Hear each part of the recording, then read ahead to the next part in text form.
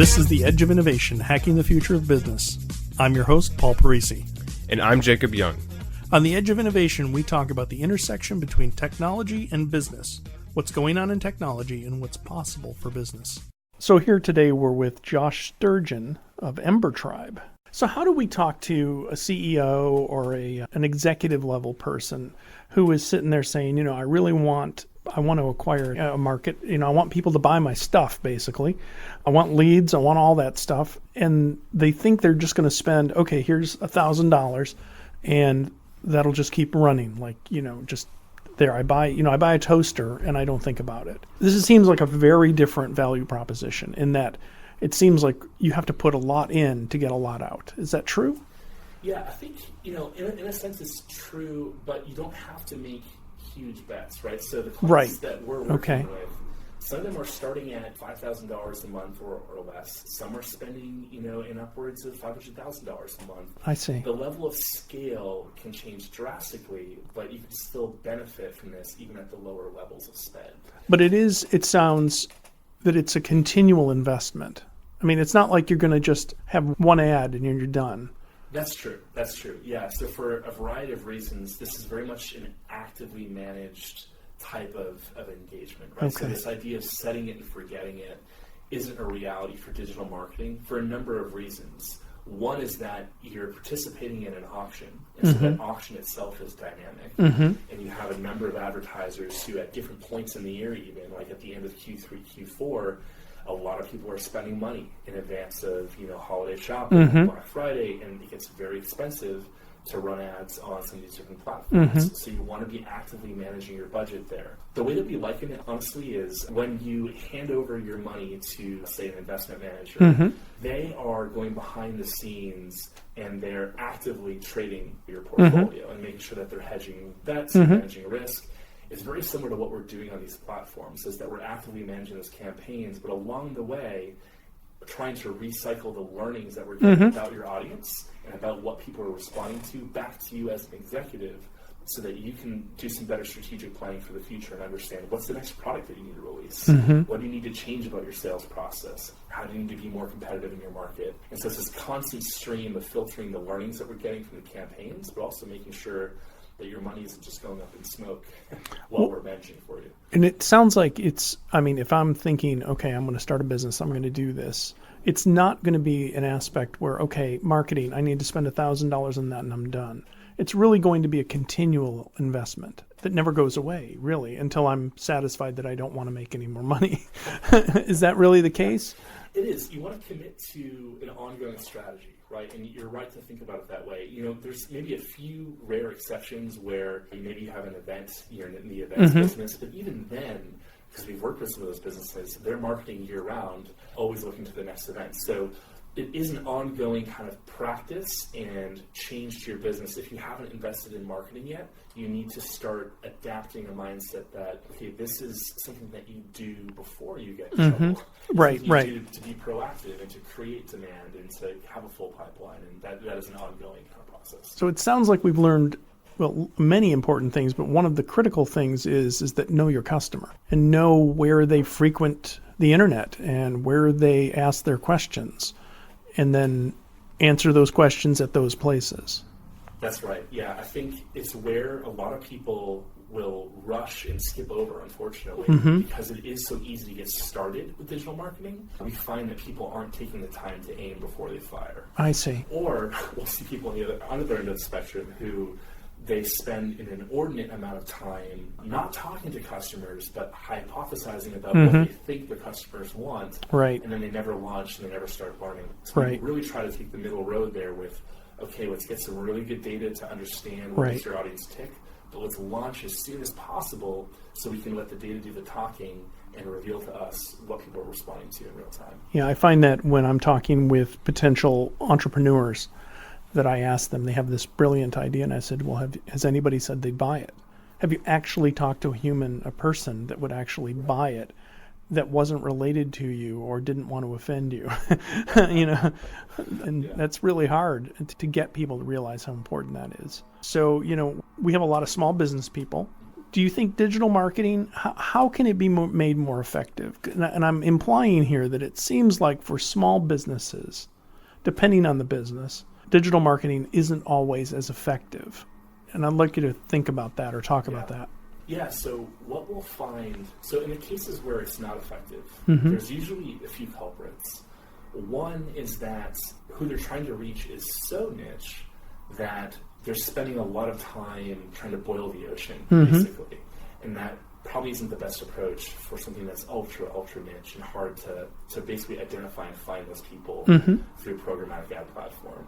In those cases, we usually recommend something like cold outreach or just very focused, having a very focused presence at conferences or whatever it might be. ABM or account-based marketing is its own kind of beast, and that's usually one of the reasons why people will fail. But a more common reason is that people will try one channel, like Facebook, I see, not have success, but then throw the baby with the bathwater and assume that all digital marketing is ineffective for whatever business line. Right. And that's just not true. So I'm just thinking back to some people that I know that listen to this, a CPA firm. Is digital marketing a good fit for them? Absolutely. Okay, so it sounds like if you're trying to build an H&R Block or something like that, that digital marketing would work. But how do you get into the more specific, more nuanced, because it's a local firm. They do a lot of stuff in the community. They're not going to have 10,000 clients. They're going to have, a couple hundred. How does that work with digital marketing? So I think one, getting razor focused on who you can serve best as a CPA, knowing that you are in somewhat of a commoditized service, and there's a lot of folks that can offer the service. But on the other hand, there's a lot of people who need the service. But getting really focused around who you can serve best, and then also being able to surface customer stories of people that you have worked with that meet that criteria. Okay. And what I would recommend, just in very practical terms for a CPA, is, for instance, we could target people who look like they're a small business owner, and so therefore their taxes are already potentially complicated, and or as a CPA, you can offer them a lot of value because there's a lot more flexibility to optimize for tax season. But then maybe they also, I would couple that, pair it maybe with also an interest of people, say TurboTax or some sort of DIY solution.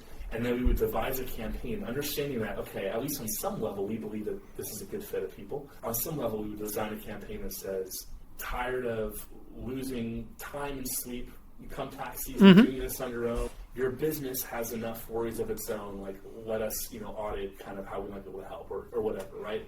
But just, again, getting super focused about how you can help. And then let's go to these, targeting rich platforms like Facebook or LinkedIn to try to match and find that audience, and then devise a message that really gets to the heart of their pain points and what they're trying to solve. Does your organization need help with your IT? Savior Labs is a Boston IT firm that cares for your business and team. We solve problems so you can focus on what you do best. Talk to us today about your biggest technology problems. Just follow the link in the show notes and enter the code EDGE for more information. Okay, so let's say you propose that I'm the CPA. Is there enough business? We're in the North Shore of Massachusetts, north of Boston, and we're not going to be doing taxes for people in North Carolina. So is there enough business to actually get enough customers? Let me answer it this way. Let's find out. Okay. All right. Fair enough. What's your wager? Would you be willing to spend $1,000 to get an initial benchmark of how this could perform for your business? If it works, what's the upside for your business? That's a good point. An endless stream of referrals or new clients, and then they're going to stick around for how long? What's the lifetime value of a client? Right. It could be 10, 20 years times $1,000 a year. So you stand to gain $10,000, $20,000 per customer. Sure. What's a $1,000 test to see if it'll work for you? All right, good idea. Okay, so now I have to have a website. I built my website and nobody comes to it. What am I doing wrong? Is it that is a irrational expectation, which I probably think it is, but if you build it, they will come. Yeah, so I built a website, spent a couple of $1,000s, couple $100. I did it myself, whatever, and I'm disappointed. Right. It hasn't really produced anything. Yeah. Are you going to sit there and say, well, what did you expect? Of course, that's the way it is. Or what do you counsel me? It's like, well, because I don't think you could say, okay, we fast forward to what you just said, and I think you'd still say I have to have a decent website. So that was a prerequisite, but it wasn't necessarily going to get me new customers. That's exactly it. I would say Paul, you're off to a great start. Okay. But don't stop there. And I think the website in 2019, when we're recording this, is a critical piece to your marketing mix. Mm-hmm. It's going to give people a doorway into your business, but if people don't know where to find you, if they don't know that you exist, you're not going to walk through that door in the first place. Right. I've invested a bunch of time and money into it, and they can come up to the door, as you said, but nobody seems to come. So I've spent all this time writing all this content, and I spend it every week. I post a new blog post about this, and nobody comes. What do I do about that? Is that where advertising comes in? Yeah. So having the ability to control traffic from your target audience, I think, is an incredible opportunity. And we talk about this strategy as what we call like a rent-to-own strategy. And just similar to like the real estate market where you can rent a place for a period of time and eventually own it, we see the same thing with paid traffic. In the near term, let's get faster feedback loops. Let's understand what's going to work. And let's rent that traffic by paying for it from Facebook or from Google. But let's eventually own some of that traffic, and that's where maybe more of the content marketing will come in. Oh, I see. Where you're getting maybe the organic rankings in Google, and you're showing up for stuff, or your stuff's getting shared organically. But a great way to jumpstart all of that and learn very quickly is by renting the traffic for it through advertising. How do you apply that to the CPA example we were using? So we have a CPA firm, and we handle people who want to pay a lot of money to get their taxes done. Because it's easier to have people pay a lot of money than it is to have, we're not doing the commodity, basically. So we're special advisors. You know, we have blog posts about take advantage of this new law, don't forget about this, don't do that. We go out and we start advertising. And we don't want to have a used car salesman up there or that to be the result. How do we build a, you know, sort of the ads for the higher end things as opposed to, you know, just, I guess there's a lot of products like an iPhone or an Android device or the new phone where I would imagine there's a lot of vigor around those ads and capturing that response. How do you do it in some of these more long tail decisions that people have to deal with? Yeah, so if we stay on the CPA example and let's call it, you know, a premium CPA service that's maybe 10x what you have anywhere else. I think you want to, if you're going to invest time in content and creating content, I think you want to reverse engineer what you want that content to accomplish. Okay. The mistake we see a lot of people making is they'll go up onto the whiteboard, they'll brainstorm a bunch of topics or ideas that may or may not really appeal to their target audience. And then they'll spend hours upon hours writing about it, and guess what? Nobody cares. And they never tested it. And like they never test it. Yeah, it never goes never out. asked their customer what they thought. Exactly. But on the other hand, if you know, because at least you have some existing customers and you've gone through the sales process, you know what their objections are in a sales process, you know what their fears are, and you know that as a service provider, people are really buying time with you. And so there's a part of you that you need to be selling there. Right. Well, now, if you know that's what's going to attract and convince people to work with you, start there. Don't start with just cool ideas about taxes and laws. I mean, that stuff's good, but it's secondary. Focus on the things that are going to help you when you get on the phone with somebody be like miles ahead of where you would have been otherwise. And then that way you can maybe focus on having fewer content pieces, but they're more effective, and leverage the paid traffic maybe to get in front of those people more efficiently. Well, we've been talking with Josh Sturgeon of Ember Tribe. There'll be ample opportunity in the show notes and links for both Josh individually and for Ember Tribe. Just wanted to thank you for coming in. Yeah, Paul, thanks for having me. It was a great conversation. Absolutely. All right. Thank you.